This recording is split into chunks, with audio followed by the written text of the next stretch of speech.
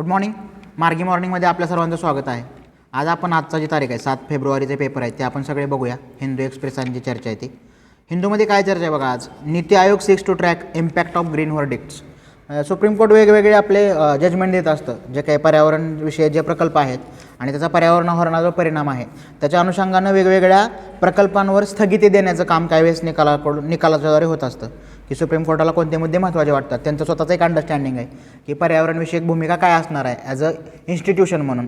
तर मग त्याचे नेमके काय दुष्परिणाम होतात मॉनिटरी ह्याच्यामध्ये म्हटलं तर एखादा प्रकल्प समजा सुरू झालेला होता आणि तो थांबला तर तो वेळेचा कन्सर्न काय नेमका की जी काय गुंतवणूक तिथं होणार होती त्या अनुषंगाने जे महत्त्वाचे मुद्दे त्याची आज चर्चा दिली आहे. काय म्हटलं आहे नीती आयोगानं जो अभ्यास सादर केला आहे काय म्हटलं त्याला unintended economic expenses of judicial decision that have hindered and stalled big projects on environment grounds. पर्यावरणीय आधारावर काही महत्त्वाचे जे प्रकल्प आहेत त्याचे जे नुकसान होणार आहे आर्थिक, कारण वेळेमधलं नुकसान हे नंतर आर्थिक याच्यामध्ये ते कसं कन्वर्ट करतात. कोणकोणते म्हणले त्यात मोपा विमानतळ गोवाची चर्चा आहे. मोपा विमानतळ, स्टरलाईट कॉपर थोट्टुकुडी तामिळनाडूमधला जो स्टरलाईट कॉपरचा पॉवर प्लांट जो होता तो, आयर्न ओर मायनिंग गोव्यातली, सँड मायनिंग उत्तर प्रदेश. NGTचे काही याबाबत निकाल असतात म्हणजे वेगवेगळ्या गोष्टीवर स्टे आणणे किंवा स्थगिती आणणे ज्याला म्हटलं आहे. मग इन्फ्रास्ट्रक्चर डेव्हलपमेंटमध्ये पण ते बाधा आहेत का, कारण त्यांचं स्वतःचं एक पंचवार्षिक समजा स्कीम आहे तर त्याची एक योजना त्यांचं प्लॅनिंग असतं की एवढे अमाऊंट त्यासाठी मंजूर केली जाईल, एवढा वेळ त्यासाठी लागेल आणि त्यानंतर जे म्हणजे त्यांचं मॉनिटरी जे नुकसान होणार आहे, कारण त्यांनी वेगवेगळ्या गोष्टी प्लॅनिंगमध्ये ठेवलेल्या असतात की 5 वर्षात एवढा प्रकल्प कंप्लीट होईल आणि त्याचा एवढा आपल्याला रिफंड मिळणार आहे किंवा एवढा त्याचा परतावा मिळणार आहे. तर समजा आता नीती आयोग आणि प्लॅनिंग प्रिन्सिपल ह्याच्यावर प्लॅनिंग कमिशन त्याचे प्रिन्सिपल कसे डिफरंट आहे हा प्रश्न आपल्याला 2018मध्ये विचारून झाला आहे. त्यामुळे अशा प्रकारच्या न्यूज आपण बारकाईनं पाहिल्या पाहिजेत. आज परत जयशंकर यांचं नवीन आर्ग्युमेंट आहे. समजा आता चीन आणि जो स्टँड ऑफ चालू आहे वेगवेगळे की भारत चीन जो आहे त्याबाबत त्यांची काल समजा त्यांनी काही पत्रकारांना उत्तरं दिली तर त्याबाबत आपण कसं बघितलं पाहिजे. त्यात परत त्यांनी आज नवीन एक मुद्दा ॲड केला. काय म्हणले की India now pharmacy of world vaccine मैत्री नावानं हॅशटॅग चाललं आहे पूर्ण की MEA कायम ते ट्विट आणि इंस्टाग्रामवर त्यांचे अपडेट देत असतं की कोणकोणत्या देशांना किती लसीचा पुरवठा केला आहे ते सगळं सांगितलं जातं. फार्मसीचा IR मधला रोल कशा प्रकारे आहे आपल्याला IR मधला टेक्नॉलॉजीचा रोल विचारून झालेला आहे. सायन्स आणि ह्याचा टेक्नॉलॉजीचा रोल की IR मध्ये ते कशा प्रकारे काम करू शकतं आणि यातून भारतीय अर्थव्यवस्थेला चालना मिळेल का फार्मसी सेक्टर जो आहे तो, आणि आपण मग कोणत्या प्रकारचे जे औषधं आहे ते आपण मागवतो. समजा चीनकडून काही महत्त्वाची औषधं आहे ती मागवतो का ह्याची आपण मागच्या मार्गी मॉर्निंगमध्ये पण चर्चा केली होती. पुढची न्यूज काय म्हटलं आहे Sri Lanka settles 400 million currency swap with India. आता ह्यासाठी आपल्याला करन्सी स्वॅप म्हणजे काय हे नक्की माहीत पाहिजे. करन्सी स्वॅप म्हणजे असा व्यवहार जिथं तुमचा दोन देशामधला असा व्यवहार जिथं अमेरिकन डॉलर्सचा काही सहभाग नसतो. म्हणजे समजा आता आपण जर आजचा ट्रेंड बघितला तर काय आहे की आपला 1 रुपया जो आहे त्यात साधारणतः श्रीलंकन रुपयाचे 3 रुपये भरतात की आपला 1 रुपया इक्वेलंट टू श्रीलंकन 3 रुपये जे आहेत ते. त्यामुळं ती गोष्ट महत्त्वाची आहे की करन्सी स्वॅप. मग आपल्याला ते हे माहीत पाहिजे आपण या अगोदर जपानबरोबर अशा स्वरूपाचं करन्सी स्वॅप ॲग्रीमेंट केलेलं आहे का, त्यांचं जे चलन आहे ते येन आहे. मग वेगवेगळे देश आणि त्यांच्या चलन ह्याच्या जोड्या लावासारखे प्रश्न पण आपल्याला MPSCमध्ये विचारलेले लक्षात येतात. ह्या केसमध्ये काय म्हणलं की डोमेस्टिक फॅक्टर कशा प्रकारे इन्फ्लुअन्स करतात फॉरेन पॉलिसीला. हा समजातला डोमेस्टिक फॅक्टर आहे आणि श्रीलंकेबाबतची फॉरेन पॉलिसी. श्रीलंका आणि भारत याबाबत आले तर मग त्याचे ऑप्शूट्स काय असतील. समजा IPKF आहे, पीस कीपिंग फोर्स आहेत भारताच्या, LTTE आहे रिसेंटली समजा जी चर्चा चालू आहे. तमिळनाडूच्या इलेक्शन बनव ते परत वेगळे स्वरूपात तो मुद्दा समोर येऊ शकतो. पुढचा मुद्दा काय म्हटलं आहे can bad bank solve the growing NPA crisis. Bad बँकला याच्या अगोदर पण आपण मार्गी मॉर्निंगमध्ये चर्चा केलेली आहे. काय म्हटलं आहे it's a financial entity setup to buy non performing asset or bad loans from banks. Bharat एकमेव देश असा आहे का जिथं एखादी गोष्ट नॉन परफॉर्मिंग आहे त्याला ॲसेट म्हणलं आहे. म्हणजे टर्मिनॉलॉजीबद्दल पण आपण विचार केला पाहिजे की एखादी गोष्ट जर नॉन परफॉर्मिंग असेल तर ती ॲसेट कशी असू शकेल. इथं काय म्हणलं की 9 लाख कोटी आहे सध्या टोटल NPA जो आहे तो बँकांचा वेगवेगळ्या, आणि गेल्या वर्षभरात 2019-20मध्ये 2.4 लाख कोटीचं राईट ऑफ केले. राईट ऑफ म्हणजे उद्योगांना दिलेलं कर्ज आहे त्यामध्ये काही वन टाईम सेटलमेंट आणि अशा प्रकारची की माफी दिलेली आहे का 2.4 लाख कोटीची. बॅड बँकचा प्रयोग याच्या आधी कुठं झाला आहे समजा जपान, UK आणि जर्मनीमध्ये झालेला आहे. राजन यांचं काय आर्ग्युमेंट आहे त्यांनी काय म्हटलेलं की कर्जही फक्त सरकारी बँकेकडून इतर बँकेकडे जाणार. नेमका मग त्यातून फरक काय पडणार की समजा सरकारी बँकेकडून ते कर्ज दुसऱ्या बँकेकडे गेले तर त्याचा एक्झॅक्ट अपेक्षित परिणाम तुम्हाला काय आहे. RBIचा रिपोर्टच आहे तो 9 लाख कोटीचा जो NPAचा आहे तो. TRP काय म्हणलं आहे ट्रबल्ड ॲसेट प्रोग्राम USचा जो 2008मध्ये त्यांनी मंदी आल्यावरती जो केला होता तो ट्रबल्ड होता का रिलीफ जो आहे तो ॲसेट प्रोग्राम जो आहे तो. मॅगझिनची खूप चर्चा आहे समजा आज आज डिटेलमध्ये थोडंसं बघितलं पाहिजे पुरवण्या तुमच्या एक कोणाच्यासाठी. काय म्हणलं आहे, हँड्स ऑफ आयज ऑन द सेंटिनलीज. सेंटिनलीज बा कुठं आहे समजा, नॉर्थ सेंटिनलीज बेट आहे अंदमान निकोबारमधलं. मग ते किती आहेत सध्या, 50 ते 100च्या आसपास त्यांची फक्त लोकसंख्या आहे. आणि आजपर्यंतचे मोस्ट अनटच आणि मोस्ट रिकल्सिव्ह आहेत की बाहेरच्या जगात काय चाललं आहे माहीत नाही. अजून अग्नीचा पण शोध लागलेला नाही आहे त्यांना. 1771मध्ये सर्वात प्रथम ब्रिटिशांनी त्याबाबत नोंदवून ठेवलं आहे की या प्रकारची लोकं इथं सेंटिनल जे आहेत ते. मग इतर कोण आहेत, शोम्पेन आहेत, जारवा आहेत. गेल्या वर्षी एका मिशनरीचा इन्सिडेंट झाला होता की धर्मप्रसारासाठी गेला आणि विषारी बाणाने त्याचा मृत्यू झाला का, अंदमानमध्ये जो धर्मप्रसारासाठी गेलेला जो व्यक्ती होता. पॉलिसी डॉक्युमेंट आहे ते कोणी पब्लिश केलं आहे समजा, जे आहे ते कोण आहेत ते शशिकुमार आहेत, director of anthropological survey of India ASI, deputy director आहेत. सेंटिनल ट्राईब जी कोणत्या प्रकारचे आहे त्याचं मग जॉग्राफी आपण बघून ठेवली पाहिजे. जारवा कुठं आहेत, शॉम्पेन कुठं आहेत, सेंटिनलीज कुठं आहेत. भारतीय काही लोक आहेत त्यांनी त्यावर व्यवस्थित या प्रकारचं अध्ययन केलं आहे का, त्यांचे जे सोशोलॉजिकल अंडरस्टँडिंग जे आहे ते. सेंटिनलीज आर हंटर गॅदरर्स, ह्या पॉलिसी डॉक्युमेंटमधला महत्त्वाचा मुद्दा आहे तो. आणि पॉप्युलेशन 50 ते 100च्या आसपास आहे का. पॉलिसी डॉक्युमेंटमध्ये ज्यांच्या सुरक्षेबद्दल म्हणजे हे सेंटिनलीज सोडून इतर कोण लोक म्हणले, जारवा आहेत आणि शॉम्पेन यांच्या सुरक्षा आणि संवर्धन की आपण फारसं त्यात हस्तक्षेप करू नये असं त्यांनी सांगितलेलं की बाह्य जगाची लुडबुड त्यामध्ये नको. मग प्रिलिममध्ये अशा प्रकारे येऊ शकतं की त्यातले काही छोटे छोटे बेटं आहेत ते आणि त्या बेटांवर आढळणाऱ्या जमाती याच्या जोड्याला आपल्याला विचारलं जाऊ शकतं. म्हणजे त्याकडे एकूण जे आपलं UPSCचे आपलं फ्रेमवर्क जे ट्रायंगल जो म्हणलेलं आहे की त्यात या अगोदर विचारलेले प्रश्न, आपला जो सिलेबस आहे ते आणि करंटमधल्या न्यूज. बियॉन्ड द बाउंड्री आज आलेली चर्चा आहे मॅगझिनला. काय म्हटलं आहे की भारताने जे क्रिकेट कसोटी मालिका जिंकली आता ऑस्ट्रेलियामध्ये, गॅबामधला जो विजय, तो काय म्हटलं आहे, ऑस्ट्रेलियातल्या पाकिस्तानी नागरिकांनी विजयाचा आनंदोत्सव साजरा केला आहे. म्हणजे समजा ही साधी म्हणजे क्रिकेटची बातमी आहे समजा, मे बी आपल्याला असं वाटेल की ते थेटपणे आपल्या सिलेबसशी जोडता येत नाही, पण महत्त्वाचा मुद्दा काय म्हणला आहे त्यांनी, ते न्यूज तुम्ही आर्टिकल डिटेल वाचलं तर काय म्हणलं की मॅन्युफॅक्चर्ड ॲमनेशिया काय आहे का, मॅन्युफॅक्चर्ड ॲमनेशिया की स्मृतिभ्रंशाचं एक प्रकारे मॅन्युफॅक्चर केलं आहे का, स्मृतिभ्रंश की चाललं आहे तिथं काय देशात काय चाललं आहे आणि तुम्ही बाकीच्या गोष्टींकडं त्याचं रिपोर्टिंग कशा प्रकारे होतं, म्हणजे प्राधान्यक्रम चुकलेत का मीडियाचे. पुढं काय म्हणलं आहे, नॅरो कन्सेप्ट ऑफ नॅशनलिझम सॉलिडॅरिटीची चर्चा आहे की नॅशनलिझमची कन्सेप्ट. मग असं का होतं की समजा इंग्लंडला हरवलं भारताने तर पाकिस्तानला पण आनंद होतो, किंवा भारताने ऑस्ट्रेलियाला हरवलं तर पाकिस्तानला पण आनंद होतो. आणि ह्यांची जी इथली रायव्हलरी आहे आपल्या इथली जी की भारत पाकिस्तान जे क्रिकेटकडं कशा प्रकारे बघितलं जातं, म्हणजे थेट क्रिकेटबद्दल नाही पण त्यातून वेगवेगळ्या टर्म अशा आपण शोधल्या पाहिजेत की मॅन्युफॅक्चर्ड ॲमनेशिया आपण कुठं वापरू शकतो, SAमध्ये टाकू शकतो का, GS4मध्ये टाकू शकतो का, किंवा GS2मधले काय चर्चा आहे त्या प्रकारची त्यामध्ये आपण ते ॲड करू शकतो का, विशेषतः त्यामुळं आपण ही न्यूज आज बघितलेली आहे. पुढं काय म्हणलं आहे, आयडल्स ऑफ इंस्टाग्रामवर ह्यांचं पेज सुरू केले. कोण आहेत, किन्नल आहे, कर्नाटकामधलं कोप्पल नावाचं विलेज आहे, तिथलं किन्नल जे आहे ते वेगवेगळ्या बाहुल्या तयार करतात, त्यांना GI टॅग मिळाला आहे 2014-12मध्ये. काय आहे, किन्नल डॉल म्हणून नाव आहे त्या बाहुल्यांचं. ते काय म्हणले, उडचा प्रकार कुठला आहे, पोलकी मारा नावाचं लाकूड वापरतात ते बाहुल्या बनवण्यासाठी, आणि त्या लोकांना चित्रगार म्हणतात, चित्रगार म्हणतात. आणि मग 15व्या-16व्या शतकापासून ही परंपरा आहे का त्या कोप्पल विलेजमध्ये. रेड, ग्रीन, येलो, ब्लॅक रंगाचा वापर, वॉटर कलरचा यूज करतात. खेळण्याबाबत मन की बातमध्ये पण बोलून झालं आहे, जे काय दक्षिणेतले काही वेगवेगळी छोटी गावं आहेत आणि तिथली लाकडी खेळणी किंवा वेगवेगळ्या प्रकारची खेळणी असतील त्याबाबत मन की बातमध्ये पण बोलून झालं आहे. त्यामुळं त्याचं जिओग्राफिकल लोकेशन, त्याची स्थानिक नावं काय आहेत, त्याच्या जोड्या लावाचा प्रश्न आपल्याला अपेक्षित आहे. काय म्हटलं आहे, लाजवाडा टेक्निक आहे, ट्रेड सिक्रेट जे आहे ते काही वेळेस सोन्यामध्ये या डॉल बनवण्याची पद्धत आहे. मग त्यासाठी कोणतं टेक्निक वापरतात, ट्रेड सिक्रेट आहे का, मग ट्रेड सिक्रेट आहे. मग ते परत गेलं तर मग तुम्ही GI टॅग आहे, ट्रेडमार्क आहे, ब्रँड आहे, IPR आहे, ह्याची पण चर्चा आपल्याला तिसऱ्या पेपरमध्ये उपयोगी आहे.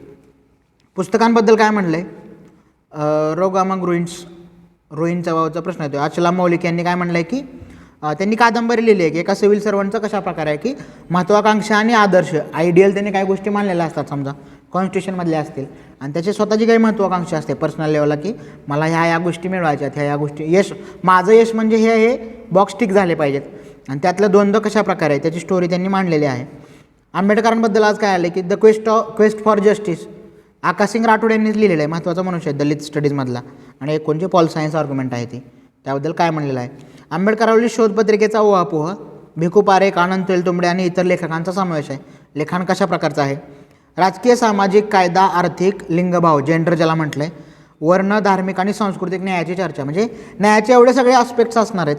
राजकीय न्याय वेगळा आहे, सामाजिक वेगळा आहे, कायद्यातनं मिळणारा ज्युडिशरीतनं मिळणारा न्याय वेगळा आहे, आर्थिक न्यायाची चर्चा आपल्या प्रिएम्बलमध्ये आहे ती वेगळी आहे, लिंगभाव धार्मिक न्याय वेगळा आहे, सांस्कृतिक न्याय वेगळा आहे.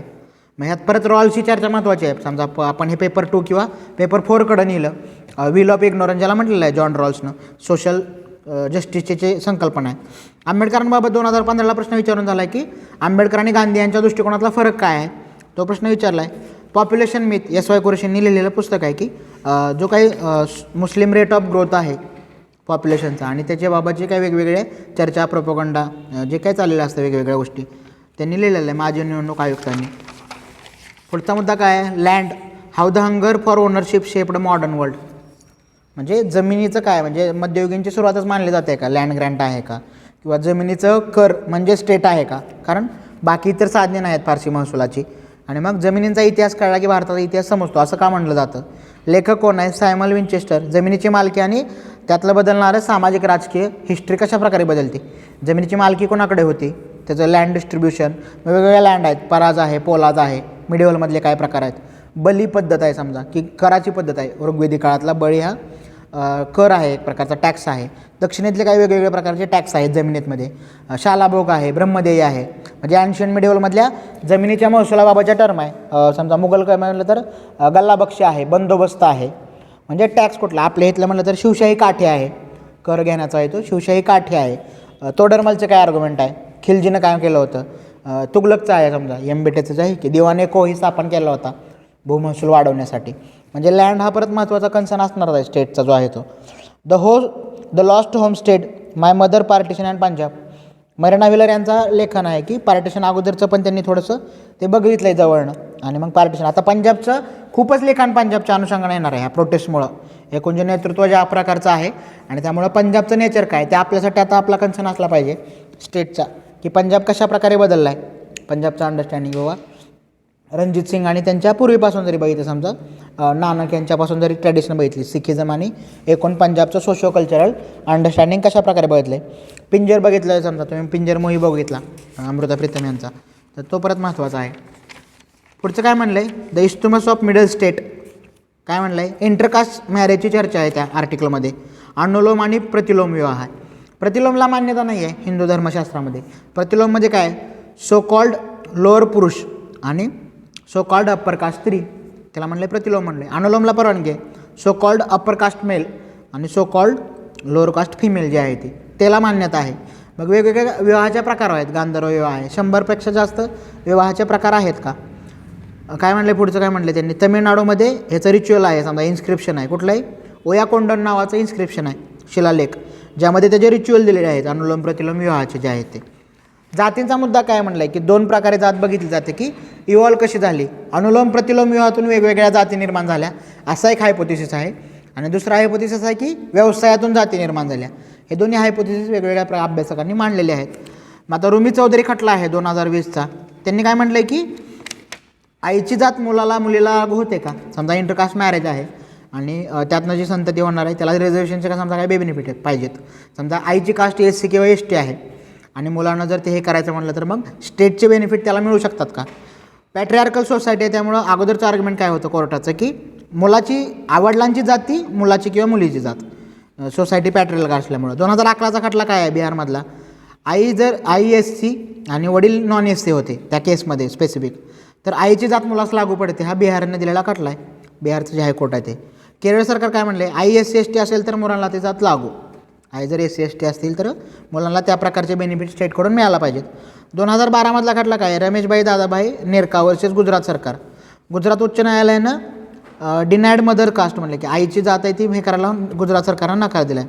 Later supreme court reject this idea, हायकोर्टाचं जे डिसिजन आहे तो रिजेक्ट केला सुप्रीम कोर्टानं. Granted caste of mother to her children, म्हणजे आईची कास्ट आहे ती मुलांना हे केले का. म्हणजे ह्याबाबत नेमकी आंतरजातीय विवाहाची जी चर्चा आहे ती, आता ब्राह्मण कन्या नावाची कादंबरी आहे त्यामध्ये की नेमके मुद्दे काय येतात इंटरकास्ट जर असेल तो आईवडिलांचे आणि त्या मुलांच्या ह्याच्यात कसे नंतर वेगवेगळ्या प्रकारचे प्रॉब्लेम क्रिएट होऊ शकतात. आज परत एक्सप्रेसला आर्ट अँड कल्चर समजा काय चर्चा आहे, भीमसेन जोशी यांची जन्मशताब्दी आहे, काल कार्यक्रम झालेला होता तो.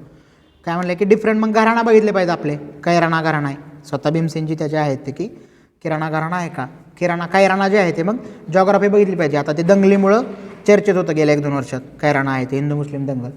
नंतर मग जयपूर आहे, त्याला आत्रोली म्हटलं जातं आहे. मग अजून कुठले आहेत, पटियाळा घराणा आहे, ग्वाल्हेर आहे का, हे जे आहे ते देवास कुमार गंधर्वजना म्हटलं आहे. दक्षिणेतली काही लोक आहेत, गंगूबाई हानगल आहेत, म्हणले गंगूबाई हानगल जे आहेत त्यांची चर्चा आहे. आता टी एम कृष्ण आहेत. मग शास्त्रीय संगीत आत्ता जे काही वेगवेगळ्या कल्चरल आस्पेक्ट आणि त्याचा सोशल अँगल जो आहे त्याकडे खूप लिखाण त्यांनी टी एम कृष्ण यांनी केलेलं आहे. की त्या एका पुस्तकामुळे ती सगळी चर्चा होती की एक कास्ट आहे दक्षिणेतली जी की ख्रिश्चन दलित ज्यांना म्हटलं आहे, त्यांच्याकडं ते मृदंग बनवण्याचं काम आहे का, कातडी कमावून मेलेल्या जनावराची, परंतु त्यांना गायनाची परवानगी नाही आहे आणि वादनाची परवानगी नाही, फक्त त्यांनी ते बनवणं आहे. सोशल हायरार्की त्यातली कशा प्रकारची आहे. मग आपल्याला 2009ला प्रश्न विचारून झाला आहे की हिंदुस्थानी क्लासिकल आणि कर्नाटकी क्लासिकल ह्यातल्या सिमिलॅरिटीज कुठल्या आहेत आणि फरक कुठला आहे. किंवा प्रिलियमला अशा प्रकारचे प्रश्न विचारले जाऊ शकतात की घराणा आणि त्यातले डिसिपल जे महत्त्वाचे गायक आहेत त्यांच्या जोड्याला विचारलं जाऊ शकतं. परत काय म्हणलं की confine minister home till poll over. आंध्रमधली चर्चा, इलेक्शन कमिशन ऑर्डर दिली की त्यांचे जे पंचायत राज मंत्री आहेत आंध्र प्रदेशचे त्यांना घरात बंद करून ठेवा म्हणले आणि सोशल मीडियाचा पण ॲक्सेस देऊ नका इलेक्शन पूर्ण होईपर्यंत. मग असं का म्हणले आहेत. मग इलेक्शन कमिशनच्या पॉवर कुठल्या आहेत. ह्यांनी काय म्हटलं आहे 243K fair and free election. मग काय रिगी होतं आहे का, समजा काय बूथ कॅप्चरिंग होतं आहे का, किंवा वेगवेगळ्या प्रकारे भडकावलं जातं आहे का, म्हणजे भाषण आहे जे आहे ते. मग इलेक्शन कमिशन कोणत्या आधारे हे सगळ्या कारवाई करतं हे आपण सिव्हिल सर्वंट म्हणून आपला कन्सर्न असला पाहिजे. Hold free and fair election, TN session यांची चर्चा आहे. समजा की काय म्हणलेलं होते की TN सेशन जे होते त्यानंतर आचारसंहिता कोड ऑफ कंडक्ट जो आहे तो व्यवस्थित लागू झाला का, ही चर्चा म्हणलेलं आहे. आपल्याला या अगोदर प्रश्न विचारून झाला 2018ला की चॅलेंजेस काय आहेत इलेक्शन कमिशन पुढं. 17ला विचारला आहे, त्यांनी काय रिफॉर्म सुचवलेत इलेक्शन कमिशननं, जी इलेक्ट्रॉल प्रोसेस आहे त्यामध्ये. मग त्याचा नेमके प्रॉब्लेम कशा प्रकारचे आहेत. ब्ल्यू कॉलर जॉब पोर्टल नीती आयोगानं आता हे केले. नीती आयोगावर ह्यावर पण अगोदर प्रश्न येऊन गेलेला आहे. काय म्हणलं आहे, त्याची कमिटी नेमलेली. काय म्हणलं आहे की single window portal for job seeker and job provider, की आता समजा मायग्रेशनमुळे बरेचसे लोक परत गेले आणि परत आता त्यांना काम शोधायचं, तर ते थोडंसं फॅसिलिट व्हावं म्हणून उन्नती नावाचं पोर्टल नीती आयोगानं जारी केलं आहे. जे जॉब सीकर आहेत आणि जॉब प्रोव्हायडर आहेत त्यांना एकाच ठिकाणी ती सगळी माहिती मिळावी की माझे स्किल काय आहेत आणि त्या अनुषंगानं मला कोणता जॉब उपलब्ध आहे. त्यांनी ग्रे कॉलरची पण एक टर्म वापरली आहे. ब्ल्यू कॉलर आहे, व्हाईट कॉलर आहे आणि ग्रे कॉलर आहे. म्हणजे ऑक्युपेशन कशा प्रकारचं आहे त्यानुसार ते ठरतं का की ॲक्च्युअली जे लेबर आहे ते ब्ल्यू कॉलर असतात का, त्यात कोणकोणते लोक आहेत, मॅन्युफॅक्चरर, मायनर, मायनिंगमधलं किंवा कन्स्ट्रक्शन, ड्रायव्हर. ग्रे कॉलरमध्ये काय म्हणलं की क्लर्जी, त्यानंतर पोलीस, पायलट असे लोक आहेत. व्हाईट कॉलरमध्ये कोण कोण आहेत, academy, market, finance, HR, human resource development, म्हणजे व्हाईट कॉलर म्हणलं आहे का. 7 भाषांमध्ये ते ॲप उपलब्ध आहे. काय म्हणलं आहे, रोजगार सेविका असतात अशी त्याची टॅगलाईन आहे समजा. मग लावलीहूड मिशनबाबत पण आपल्याला एम्प्लॉयमेंटबाबत याबाबत बरेचसे प्रश्न विचारून झालेले आहेत. पुढचा मुद्दा काय म्हणला आहे, बनसिकोला आहे, काल निधन झालं त्यांचं. NSDचे व्यक्ती आहेत समजा, तिथं शिकल्यानं फॅकल्टी होते. NSDतली डिग्री ती नेपथ्यामधली आहे. त्यांनी काय निकोलस गोगलचं जे इन्स्पेक्टर जनरल नावाचं नाटक आहे त्याचं आला अफसर म्हणून त्यांनी ट्रान्सलेशन केलं होतं हिंदीमध्ये जे आहे ते. त्यानंतर दुसरं कोण आहे, पगलाय गुस्से का दुआ, स्वतः काश्मीरी आहेत आणि त्या काश्मीरमधनं जो एक्झोडस झाला त्यावर त्यांनी नाटक लिहिलं आहे पगलाय गुस्से का दुआ नावाचं. अशा बीट पण आपल्याला छोट्या छोट्या विचारले जाऊ शकतात की मॉडर्न जे प्ले रायटर आहे त्यांच्या प्ले आणि त्यांचे प्ले रायटर यांच्या जोड्या लावा. पुढचं काय, समजा आज एक्सप्रेसला असलेली न्यूज कोणते आहे, इंटरनॅशनल ऑर्गनायझेशन जे आहे की इंटरनॅशनल कोर्ट क्रिमिनल कोर्ट जे आहे ते हेगमध्ये असलेलं, ते काय म्हणलं की jurisdiction to examine possible Israel war crimes. मागचे जे 5 वर्षापूर्वी जे हे होतं गाझामध्ये जे झालेलं 50 डे गाझा वॉर जे होतं, 50 दिवस चाललेलं गाझा वॉर होतं की इस्रायलने कोणत्या प्रकारचे वॉर क्राईम हे केलेलं आहे. हा परत कन्सर्न महत्त्वाचा आहे की कोर्टानं इंटरव्हेन करणं महत्त्वाचं आहे का त्यामध्ये.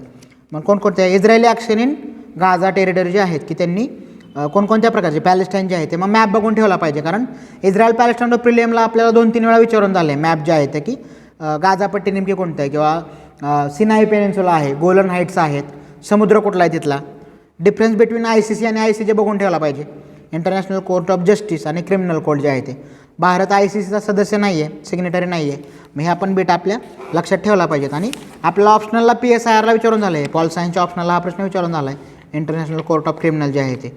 पुढचा मुद्दा काय, दलित एलिटिझमचा कॉलम आहे समजा आज एंगडेंनी लिहिलेला आहे. काय म्हणलं आहे की रिव्हिजिटिंग बुद्धिस्ट पास्ट. त्यांनी काय म्हणले, क्रेमिला नावाची नवीन साईट आहे, क्रेमिला बिहारमधली जे आहे की आत्ताचं जे लखीसराय आहे त्याच्याजवळ असणारी ती साईट आहे, पटण्याच्या पूर्वेला आहे.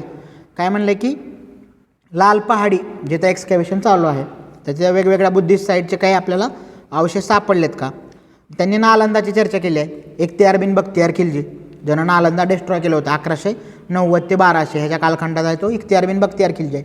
मग ही लोक कोण आहेत समजा, मोइजुद्दीनची सगळे सेवक आहेत का हे, याल्दूच आहे, कॉपचा आहे, स्वतः ऐबक आहे आणि इख्तियार बिन बख्तियार खिलजी आहे. सोर्स काय म्हटलं आहे समजा त्यांनी जो चायला हे सगळं कशाच्या आधारे सांगतोय आपण, मिनासिराचं लेखन आहे, मिनासिरात जो आहे त्याचं लेखन आहे. त्यानंतर काय म्हटलं की उदंतपुरी आहे, विक्रमशिला आहे, नालंदा डिस्ट्रॉय केले आणि त्याच्यासोबत ह्या 2 गोष्टी आहेत.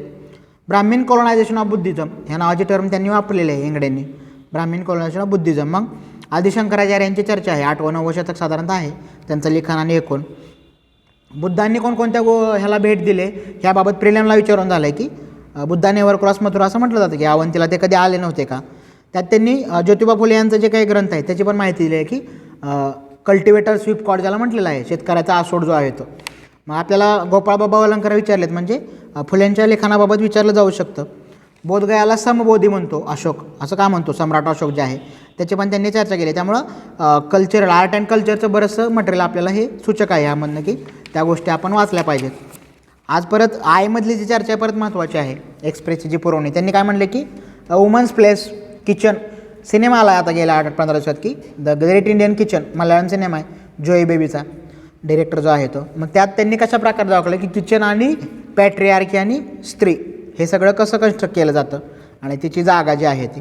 आता खूप चर्चेसाठी काय आहे की सुप्रीम कोर्टाचा समजा वेगवेगळ्या निकाल आहेत की तिचं जे घरचं दैनंदिन काम आहे, सो कॉल्ड जे गृहिणी म्हटलेलं आहे की सो कॉल्ड घरकाम जे सगळ्यांनी करायला पाहिजे आयडियली, पण त्यामध्ये ते सगळं बर्डन त्याच्यावर टाकलं जातं कारण त्याचं मग फिनान्शियल व्हॅल्युएशन काय होतं का, मूल्यांकन जे आहे ते, आणि ते GDPमध्ये मोजलं पाहिजे का. कमल हसन यांनी सांगून झालं आहे की मी घरकामाला वेतन देण्याचा मी निर्णय घेईल जर माझे पक्ष सत्तेत आला तर. ह्याचं काय म्हणलं आहे, इनव्हिजिबलायझेशन ऑफ डोमेस्टिक लेबर, म्हणजे ते अदृश्यच आहे का, म्हणजे ते तिनंच करायचं असं तुम्ही त्याच्यावर जबाबदारी टाकली आहे का. The great Indian kitchen problem that has no name, Betty फ्रीडनबाबत त्यांनी म्हणलं आहे की ह्या प्रॉब्लेम असायचं ज्याला नावच नाही. फेमिनाईन मिस्टिक नावाचं जे पुस्तक होतं बेट्टी फ्रीडन यांचं, मग फेमिनिझमच्या चर्चेमध्ये पण हे मुद्दे आपल्याला महत्त्वाचे असतात. डबल बर्डन आहे आपल्या NCERTमधली जी चर्चा आहे की डबल बर्डन कशा प्रकारचं आहे. कुठले म्हणलं आहे, Lata Wadhwa versus state of बिहारची केस आहे ज्यामध्ये पहिल्यांदा सुप्रीम कोर्टानं हे मान्य केलं आहे की अशा प्रकारे कंपेन्सेशन दिलं पाहिजे. ते किती आहे, वर्षाला 36,000 रुपये दिले समजा लता वाधवा केसमध्ये आहे ती. त्यात त्यांनी कोणकोणते मेकॅनिझम वापरले, म्हणजे समजा रिन्युमिनेशन द्यायचं असेल तर त्याचे मार्ग कोणते आहेत. हेतलं काय म्हणलं आहे, अपॉर्च्युनिटी कॉस्ट आहे, what woman would have earn, जर ती घराच्या बाहेर असती त्या प्रिमाइसमध्ये तर तिने किती कमवलं असतं, हा एक मार्ग आहे तो कंपेन्सेशन द्यायचा. दुसरा काय आहे, रिप्लेसमेंट कॉस्ट आहे की समजा ती व्यक्ती घरात नाही आहे आणि तुम्ही बाहेरून समजा ते सगळं करायला व्यक्ती बोलवली तर तिला तुम्ही किती दिले असते, ती एक आहे. तिसरा मुद्दा काय, रिप्लेसमेंट कॉस्ट पार्टनरशिप मेथड आहे की तिचा नवरा जेवढं कमवतो त्यातले 50% तिची मालकी आहे. हा रिप्लेसमेंटचा पार्टनरशिप मेथडचा मुद्दा आहे.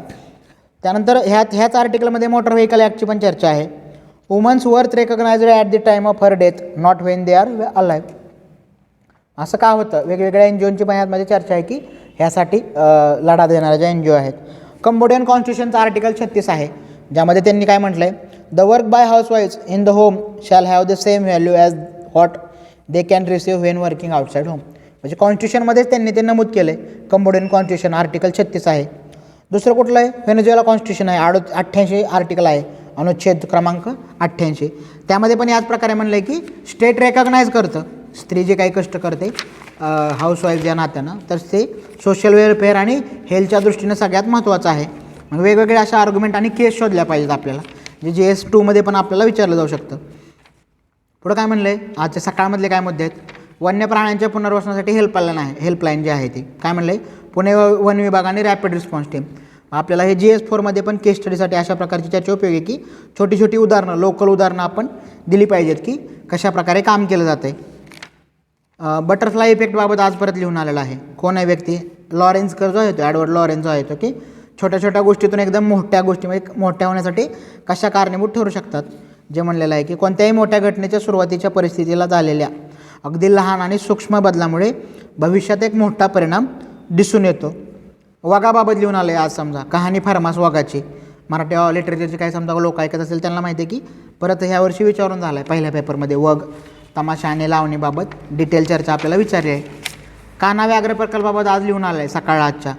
बाराशिंगा आहे, मग त्याचे IUCN स्टेट बघितलं पाहिजे की व्हल्नरेबल आहे का. तो MP चा स्टेट ॲनिमल आहे. आपलं जसं शेकरू आहे महाराष्ट्राचं, तसं स्टेट ॲनिमल हा बाराशिंगाचा आहे. ऑफिशियल मस्कॉट पण आहे. तिथले जे वेगवेगळे राष्ट्रीय उद्यानं आणि व्याघ्र राखीव क्षेत्र आहेत मध्य प्रदेशमधले, कान्हा असेल, पेंच असेल, वेगवेगळे जे आहेत ते. गुजरातच्या पाटण शहराची परत आज चर्चा आहे. राणी की बाव वर्ल्ड हेरिटेज साईट आहे. काय म्हणलं आहे, सोळंकी भीमदेव पहिला याच्या स्मरणार्थ बांधली आहे. कोणी, राणी उदयमतीनं बांधलेला आहे. प्रिलियमसाठी महत्त्वाची भेट आहे की वर्ल्ड हेरिटेज साईट दिल्या आणि त्यातले कोणते आहेत किंवा जोड्या लावा विचारलं तर त्याबद्दल आपल्याला विचारलं जाऊ शकतं. त्यानंतर पुढचा मुद्दा काय म्हणलं आहे, व्हेरियस फोर्सेस आहेत जे CRPF बाबत जे म्हणलं आहे की हे GS3 मध्ये आहे आपल्याला. Various forces and security agency ज्या आहेत त्या. पहिलं महिला कोब्रा पथक आता समजा काम करतं आहे का, कुठलं म्हणलं आहे, सुकुमा, दंतेवाडा आणि बिजापूर, छत्तीसगडमधलं बिजापूर जे आहे ते. आपण त्याचा मॅप बघितला पाहिजे, ते नेमकं कुठं आहेत, सुकुमा कुठं आहे, बस्तर कुठं आहे. लेफ्ट विंग एक्स्ट्रीमिझमची आपल्याला चर्चा आहे समजा तिसऱ्या पेपरमध्ये. कमांडो बटालियन फॉर रिझोल्यूट ॲक्शन, कोब्राचा जो फुल फॉर्म आहे तो. सलवा जुडूम काय होतं समजा, त्याची माहिती आपण घेतली पाहिजे. 2009 पासून जंगली भागात सशस्त्र कारवायासाठी तयारीत आहेत का वेगवेगळ्या प्रकारे. नक्षली भागात नेमणूक आणि बंडखोरांचा बिमोड करण्यासाठी काम केलं जातं का ते. पुढचा मुद्दा काय म्हणले, चीन आक्रमक कशामुळे. आज पळसोकरांचा आर्टिकल आहे जे ब्रिगेडियर आहेत होता, ते काय म्हणले की मग मॅप बघितला पाहिजे. नथुला पास कुठं आहे, Chumbi valley, Galwan valley, Xinjiang, Uyghur मुस्लिमांची चर्चा आहे. चीनचं धोरण असं कशा प्रकारे आहे समजा, तिबेट आहेत का आपल्या इथे, काही लोकांना आपण आश्रय दिला आहे तिबेटमधल्या. मग दलाई लामांची आता नव्या दलाई लामांची निवड आहे, त्याचं एक वेगळं राजकारण आहे का. तैवानवर तराव आहे समजा, काही चीनी फायटर प्लेन गेले होते त्या भागात तैवानमध्ये, मग त्याचं काय नेमकं आर्ग्युमेंट आहे.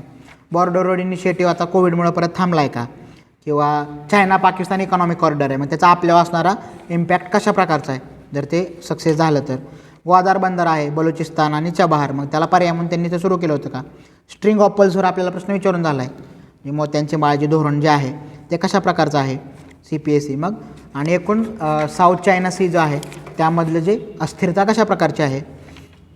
अजून काय म्हणले, वैधानिक विकास महामंडळांची चर्चा आहे समजा आज परत. वैधानिक विकास महामंडळे, समतोल विकासासाठी विमा दांडेकर. मग निकष कोणकोणते असतात, भौतिक विकास आहे, क्षेत्रफळ किती आहे, लोकसंख्या किती आहे आणि राज्यपालांची नेमकी काय भूमिका आहे.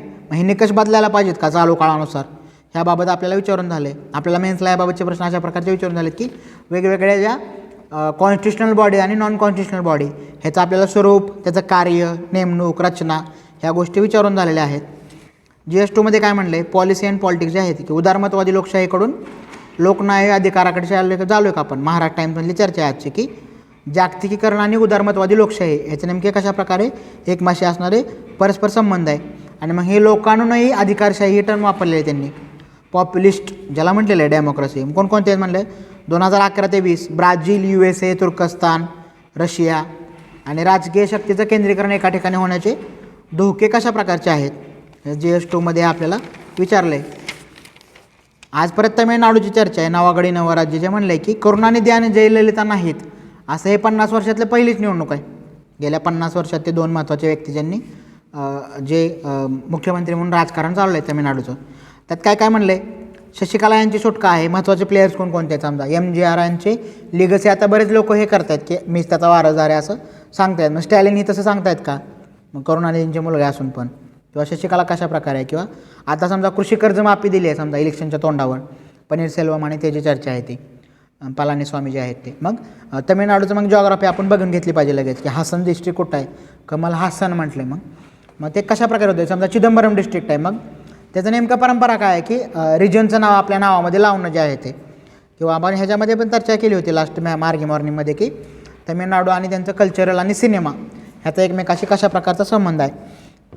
30 साल बाद लोकसत्ताला परत आजचा आर्टिकल आहे की 1991च्या आर्थिक सुधारांनी हे बजेट की फिस्कल डिफिसिट 9% नेण्याचं जे हे केलेलं आहे त्यामध्ये कशा प्रकारे महत्त्वाचं आहे. बॅलन्स ऑफ ट्रेड आणि बॅलन्स ऑफ पेमेंट म्हणजे बजेटबाबत पण खूप सारं या प्रकारे लिहून आलं आहे का. तर ही साधारणतः आजची आपली मार्गी मॉर्निंगची चर्चा होती. हेतू काय आहे की तुम्हाला जरी तुम्ही कोणताही पेपर वाचत असला तरी जो प्रिसाइजली आहे की तुम्हाला दिशा कळावी, कोणता महत्त्वाचा मुद्दा आपल्याकडून सुटता कामा नये आणि एकूण चर्चा कशा प्रकारची आणि अगोदर प्रश्न कोणत्या प्रकारचे विचारलेत आणि हे सिलेबसची कशा प्रकारे जोडून घेतलं पाहिजे त्यासाठीची ही चर्चा होती. परत पुढच्या भागात भेटूया. आज या ठिकाणी थांबतो. धन्यवाद.